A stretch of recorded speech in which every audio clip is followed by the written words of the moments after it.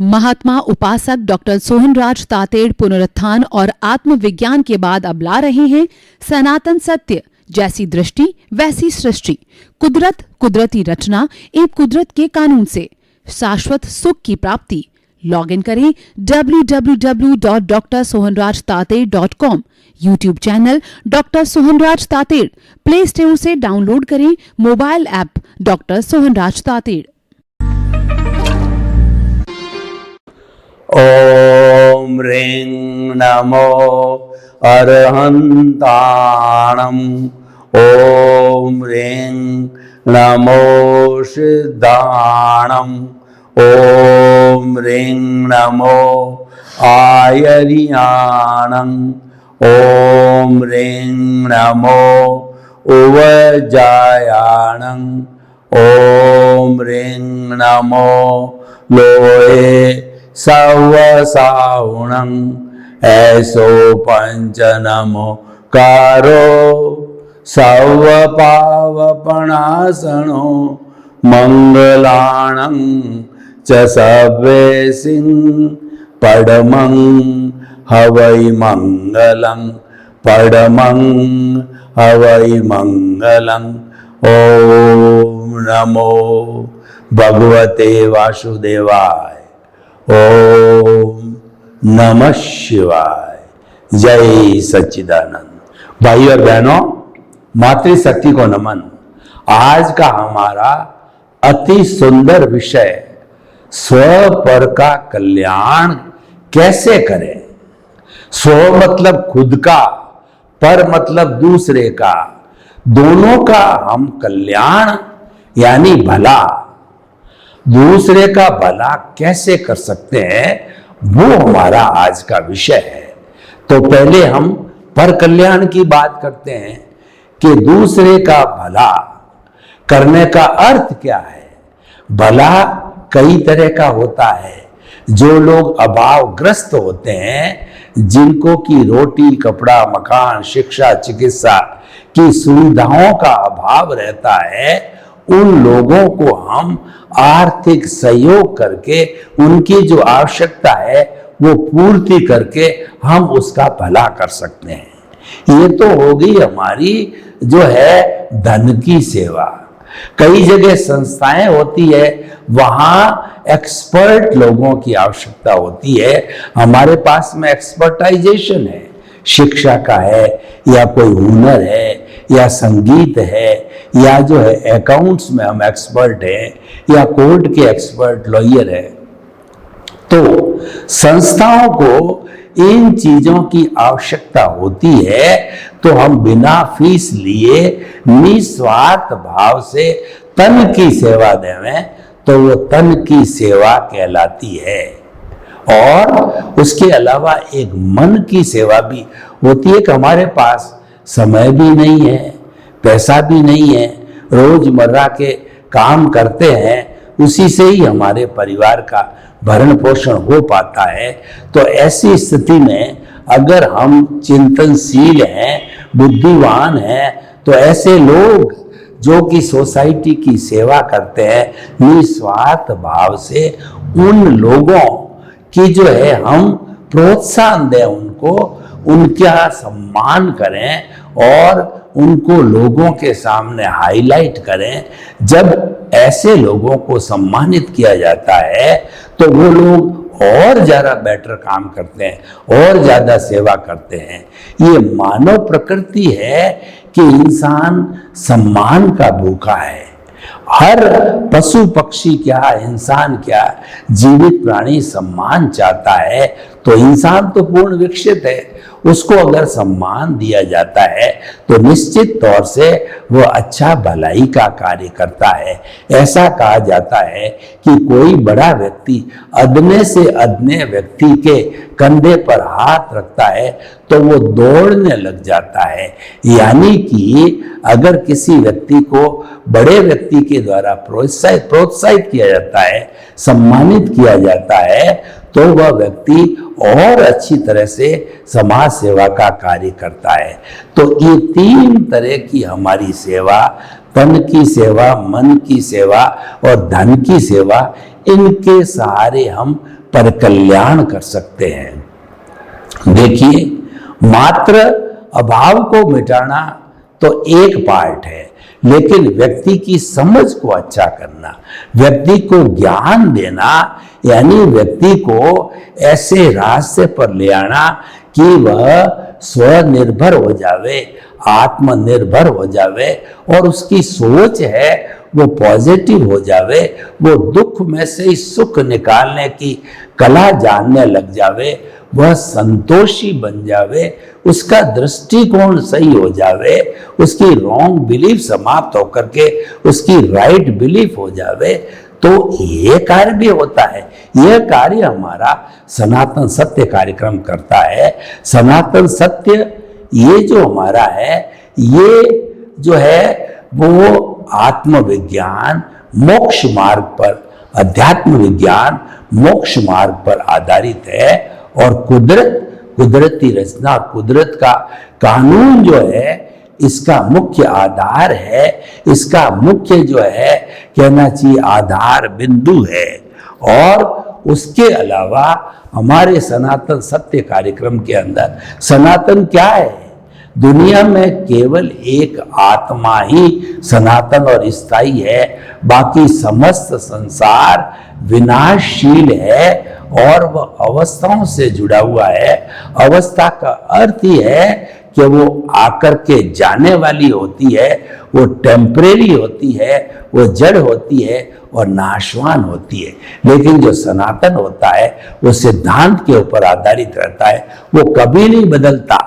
तब हम कह सकते हैं कि हमारी कॉन्शियसनेस, हमारी आत्मा, हमारा प्रभु जो द्रव्य रूप में भीतर विराजमान है, वो मोक्ष स्वरूप एकदम शुद्ध ही है और वह मुक्ति जाने वाला है। लेकिन उसके साथ में जड़ जुड़ा हुआ है, तो उस जड़ को जब तक हम पूर्ण रूप से जीरो नहीं कर देते, उसको अलग नहीं कर देते, उसको निर्जरा बोला जाता है। Dissociation of the karma from the causal body और from the soul is called the nirjara. तो ये थोड़ा थोड़ा अलग होता है, इसको अज्ञान कहते हैं, इसको मोह का संसार कहते हैं, इसको राग द्वेष कहते हैं, तो इसको कषाय बोला जाता है। इसके जितने जितने भी धर्म दर्शन है दुनिया में, उन्होंने अपने अपने नाम दिए। कोई अदृष्ट कहता है, कोई अविद्या कहता है, लेकिन एक बात है, जो आत्मा में विश्वास करता है वह ये मानता है कि अज्ञान ने आत्मा को आवृत कर रखा है, बांधे रखा है। अगर इस अज्ञान का नाश कर दिया जाता है तो आत्मा तो स्वतंत्र है ही है। जो पक्षी है वह उड़ने की कला जानता है, उसके पंख काम करते हैं, लेकिन वो पिंजरे में बंद है। आप उसको पिंजरे से छोड़ दीजिए, वह तेज रफ्तार से वह आकाश में उड़ जाएगा। एक पक्षी है, उसको आपने बाड़े पे बांध रखा है, उसको आपने कैद कर रखा है, उसको खूंटे से निकाल दीजिए, वह अपने आप जो है फ्री विचरण करता रहेगा और उसमें आनंद की अनुभूति करेगा। क्योंकि हर प्राणी आनंद चाहता है, सुख चाहता है, दुख कोई नहीं चाहता है। जो भी प्राणी जिसने जन्म लिया है वह जीना चाहता है, मरना कोई नहीं चाहता है। व्यक्ति को भयंकर से भयंकर दुख आ जावे, बीमारी आ जावे, कष्ट आ जावे, तो भी वह व्यक्ति जीना चाहेगा, मरना नहीं चाहेगा। ये बात अलग है कि व्यक्ति का आयुष्य समाप्त हो जावे तो कोई जिंदा रह नहीं सकता। एक क्षण भी अंतिम श्वास के बाद में वह मुर्दा हो जाता है और उसको एक अतिरिक्त सांस लेने की भी फ्रीडम नहीं होती है। तो भाइयों बहनों, हमारे कहने का अर्थ ये कि पर कल्याण है, हम किसी व्यक्ति को ज्ञान देकर पर कल्याण कर देते हैं। उनको हम 4 सूत्र देते हैं। 4 सूत्र क्यों देते हैं? उसकी रॉन्ग बिलीफ को समाप्त करके राइट बिलीफ में लाते हैं। रॉन्ग बिलीफ क्या है? यह सोहन राज रूपी मन वचन काया रूपी पुतला मेरा है, इसका संचालक मैं हूं। ये मिथ्या ज्ञान, मिथ्या दर्शन हो गया और दर्शन मोहनीय वो जो है पहले ही डाइल्यूट कर दिया जाता है अकर्ता बन करके, क्योंकि हमारे अंतर आत्मा की नींव एनलाइटनमेंट के बाद लगती है, सम्यक दर्शन के बाद लगती है। सम्यक दर्शन पुण्योदय से प्राप्त होता है, ज्ञानी पुरुष की हाजिरी से प्राप्त होता है। और हमारा पुण्योदय हो, ज्ञानी पुरुष का पुण्योदय हो, चाहे सद्गुरु हो, उन दोनों के पुण्यों से, दोनों के निमित्त से हमारे को जो है जो आत्मज्ञान की प्राप्ति होती है वह आत्मज्ञान तब दिया जाता है कि द्रव्य कर्म, भाव कर्म, नौ कर्म, मन, वचन, काया तथा मेरे नाम की सब माया आप प्रकट परमात्मा प्रभु के सूर्य चरणों में समर्पित करता हूं। जब हम हमारा अहंकार सदगुरु के चरणों में विलीन कर देते हैं और उनके हो जाते हैं और उनका नाम लेके ही हम भक्ति मार्गी बन जाते हैं, तब हमको जो है हमारा सद्गुरु ज्ञान देता है। उस ज्ञान देने से हमारा कर्ता पद समाप्त हो जाता है, जन्म जन्मांतर के लिए हम निमित्त बन जाते हैं। तो मुख्य बात यह है कि हमको दर्शन मोहनीय की अनंतानुबंधी कषाय का जो शाखा है उसके विलीन होने से हम निमित्त बन गए। और जो व्यक्ति निमित्त बन जाता है वह निमित्त निर्दोष अकर्ता और शुद्ध आत्मा की साधना करता है, उसको करनी चाहिए। निमित्त बनने के बाद वो अकर्ता हो गया। और ऐसे व्यक्ति को, हर जीवित प्राणी को निर्दोष समझना चाहिए, क्योंकि कोई भी प्राणी है उसको अपनी मर्जी से वह दुख नहीं दे सकता। वो तो जो है हमारी जो कुदरत है उसके द्वारा भेजा जाएगा और हमारे पास आएगा, तब हमारा जब हिसाब लेन देन बाकी होगा। ये परिणाम है, उदय और प्रारब्ध है, तभी वह हमारे संपर्क में आएगा, नहीं तो वह संपर्क में नहीं आ सकता। तो भाई और बहनों, हम आपको बता रहे थे, यह ज्ञान जब दिया जाता है, निमित्त निर्दोष अकर्ता और शुद्ध आत्मा, नो ऑनरशिप, नो डूअरशिप, तो हमको सम्यक ज्ञान, सम्यक दर्शन है, वो हमारे विजन में फिट होता है। हम जो ज्ञान दान महादान की बात कर रहे हैं, वह ज्ञान है हमारा क्रिया से जुड़ा हुआ नहीं है, वह भावों से जुड़ा हुआ है।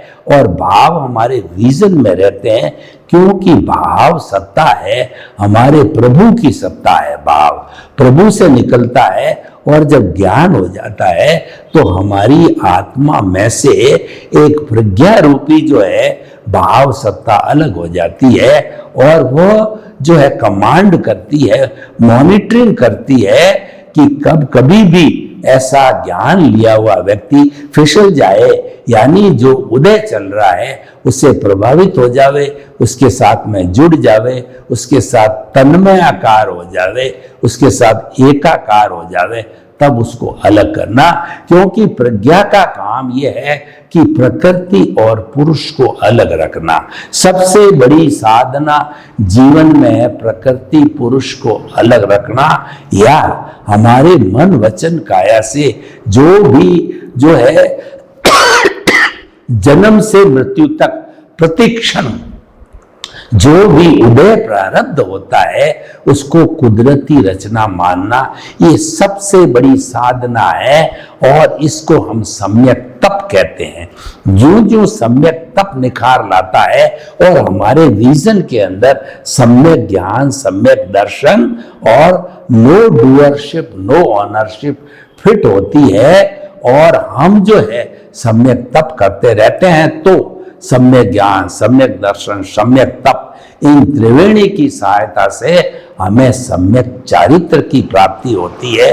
सम्यक चारित्र के अंदर सबसे पहले आत्मा का स्पर्श होता है और उसके बाद धीरे धीरे जो अनुभव बढ़ता है, क्योंकि सम्यक ज्ञान, सम्यक दर्शन, सम्यक चारित्र में प्रीति की जागृति तो हमारी बहुत बढ़ जाती है। जागृति यानी कि हमारा रियल पुरुषार्थ है, वह पुरुषार्थ बढ़ता जाता है। जैसे कि दिए के अंदर रोशनी होती है और वह पूरे कमरे को प्रकाशित करती है, उसी तरीके से हमारी ये जागृति है, वह हमारा रियल पुरुषार्थ बढ़ते बढ़ते हमको प्राप्ति होती है अनुभव की, एहसास की, फीलिंग्स की। जब वो अनुभव की श्रेणी बढ़ती है, 2% हमको गुरु देते हैं, तो 2 से 5%, 10%, 20% बढ़ते बढ़ते हम 1 भव, 2 भव, 3 भव में जब कभी भी उस अनुभव श्रेणी को 360 डिग्री पर लाते हैं। अनुभव श्रेणी 360 डिग्री पर तभी आएगी जबकि आपकी जागृति 100% होगी, प्रतीति 100% होगी, और वह जागृति है कभी आई चली गई नहीं, वो एकदम स्थिर रहेगी। ऐसा कहा जाता है 48 मिनट्स तक अगर जागृति स्थिर रहती है, बिना विचलित हुए होती है, तो उस व्यक्ति को केवल दर्शन, जो कि अंतिम पुरुषार्थ होता है, वह प्राप्त हो जाता है। वो 360 डिग्री का अनुभव है, और वह प्राप्त होना वो सबसे बड़ा ज्ञान है। और उसके प्राप्त होने पर नेक्स्ट बर्थ में केवल परिणाम रूप में जो केवल ज्ञान होता है, कि केवली बन जाता है वह व्यक्ति, और जो है समोसरण में प्रवचन करता है। तो भाइयों बहनों, ये हमारा हो गया ज्ञान दान, महादान होता है। तो यह भी ऐसा हम करके पर जो है वह कहना चाहिए पर कल्याण कर सकते हैं। अब स्व कल्याण क्या है? जो हमने ज्ञान का फॉर्मूला पर कल्याण के लिए लागू किया, वही हमारे खुद पे लागू होना चाहिए। जब स्व कल्याण के ऊपर लागू हो जाता है वह फॉर्मूला, तो स्नेह स्नेह हमारा अनुभव है वह बढ़ता जाता है। हमारा उद्देश्य यही है, हमारा रियल पुरुषार्थ यह है, क्योंकि जागृति को रियल पुरुषार्थ कहते हैं। तो हमारा रियल पुरुषार्थ है, वो करने का कार्य है कि उसके अंदर कंसिस्टेंसी रखो और वो बढ़ता रहे, लंबे समय तक वह अनुभव और एहसास होता है। तो हम स्वयं जो है केवल ज्ञानी बन करके और ईश्वर बन जाते हैं। जो व्यक्ति क्षपक श्रेणी ले लेता है 8वां गुण स्थान, और वह जो है 11वां गुण स्थान जो होता है क्षीण मोह का, तो उपशांत मोह का, उसके अंदर से वो नहीं गुजरता है, 12वें में वो वीतराग बनता है। तो ऐसा प्राणी जो है इस औदारिक शरीर के अंदर भगवान और ईश्वर खुद बन जाता है। तो हम आपको बता रहे थे कि जो है हम स्व कल्याण भी कर सकते हैं। स्व कल्याण ज्ञान से जुड़ा हुआ है, और जड़ का जो भी कार्य है वो अज्ञान है। जड़ कभी भी ज्ञान नहीं कर सकता। मैं आपको एक उदाहरण दूं कि आत्मा का गुण है ज्ञाता दृष्टा, वह जानने वाला है, देखने वाला है। मुक्ति में भी अगर शुद्ध आत्मा है तो वो मात्र जानता और देखता है। और हमारा जो ये आत्मा है जो कि बॉन्डेड है, वह भी जानने देखने का काम करता है, उसको ज्ञाता दृष्टा कहते हैं। तो ये तो हो गया हमारी आत्मा का गुण। और हमारा सहयोगी, हमारा जो साधन जिस पे हम डिपेंडेंट है, जैसे शरीर है, तो ये शरीर जड़ है और ये मिश्र चेतन के द्वारा संचालित होता है, क्योंकि जड़ तो अपने आप में मुर्दा होता है। मिश्र चेतन यानी कि जो हमारी प्रतिष्ठित आत्मा इसके साथ जुड़ती है तो वह इससे पुरुषार्थ कराती है। वह पुरुषार्थ 3 तरह का होता है। चार्ज करना, नए भाव डालना।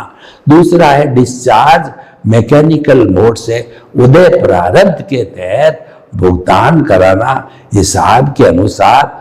और तीसरा होता है हमारा प्रतिष्ठित आत्मा का जो है प्रज्ञा को जागृत करना।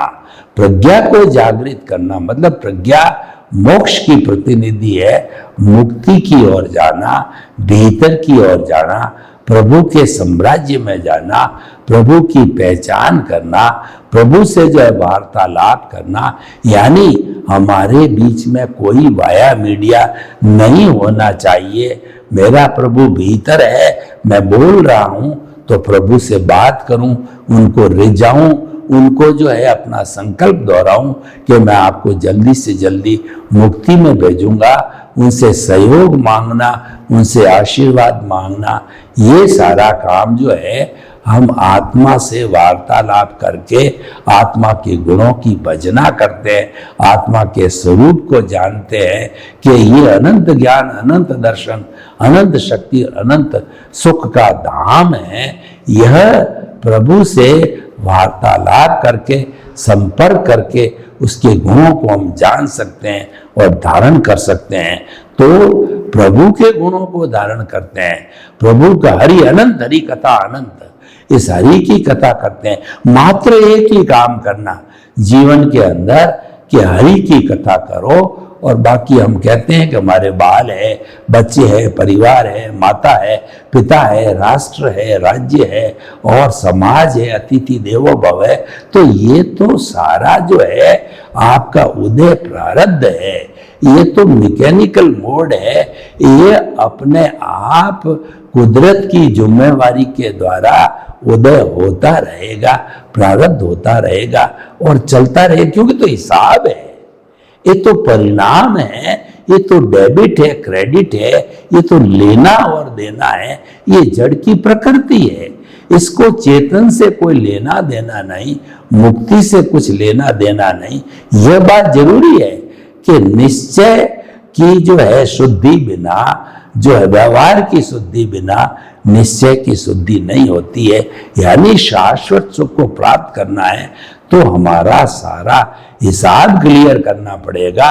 हमारे को हर प्राणी जिसके साथ हमने व्यवहार किया, उसको दुख दिया, कष्ट पहुंचाया, तो उससे एनओसी लेनी पड़ेगी और संसार रूपी नाटक के प्रारंभ से अध्यक्षण पर्यंत मैंने किसी भी प्राणी को दिल दुखाया है, मन से, वचन से, काया से, और उसके प्रति भावना मेरी गलत रही है, तो ऐसी स्थिति में वो मेरे को प्रत्यक्ष अप्रत्यक्ष रूप से समस्त प्राणी जो मेरे संपर्क में आए अतीत में, वो मुझे क्षमा करे।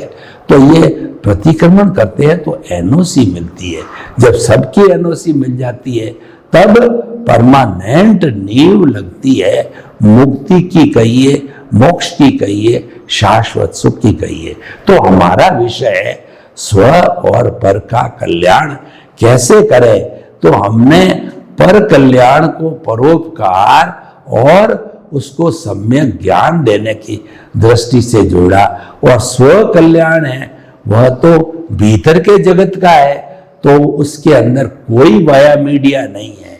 देखिए, हम जब मन वचन काया जो कि जड़ है, इसको वाया मीडिया के रूप में लेते हैं और इसका हम जो है मन वचन काया की शुभ प्रवृत्ति करते हैं, तो हमको पुण्य का, अशुभ प्रवृत्ति से पाप का, शुभ प्रवृत्ति से पुण्य का बंध होता है, और ये बंध हमको मनुष्य गति और देव गति में घुमाता है। कहने करती है ये संसार के अंदर घुमाता है।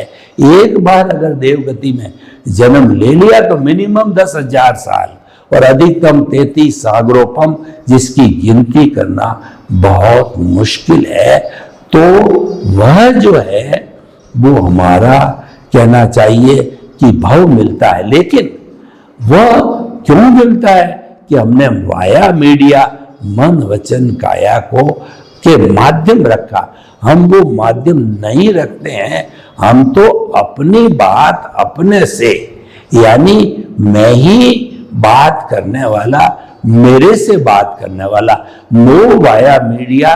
तो उस स्थिति के अंदर हमारे अज्ञान का नाश जल्दी होता है, हमारा कार्बन शरीर धुलने लगता है, सब परमाणु हिलने लगते हैं, और जब संपूर्ण निर्जरा हो जाती है तो वो संपूर्ण अज्ञान का नाश कहलाता है, और वह नाश है हमारा परम पुरुषार्थ है। उसके बाद जीवन में कुछ करना ही नहीं है और होता भी नहीं है, मात्र हम शाश्वत सुख को प्राप्त करके 14वें गुणस्थान में अ उ री ली इतना बोलते हैं। जब पहले मन का भी उत्सर्ग होता है, फिर वचन का होता है, फिर जो है 1/3 काया का भी उत्सर्ग हो गए, 2/3 काया सिंबॉलिक रूप में सिद्ध शिला में विराजमान होकर के अजर अमर भगवान शाश्वत सुख को प्राप्त हो जाती है।